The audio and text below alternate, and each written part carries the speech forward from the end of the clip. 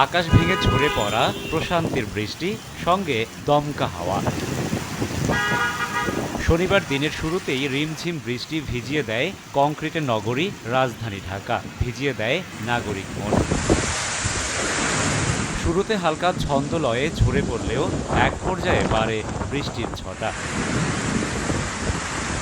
ঘুম ভেঙে বাইরে বের হয়েই অনেককে পড়তে হয় বৃষ্টির কবলে। ছিল না পূর্ব প্রস্তুতি, আর তাই হঠাৎ বৃষ্টি শুরুতে প্রশান্তির পরশ বুলিয়ে দিলেও পরক্ষণেই বাড়িয়ে তোলে ভোগান্তি।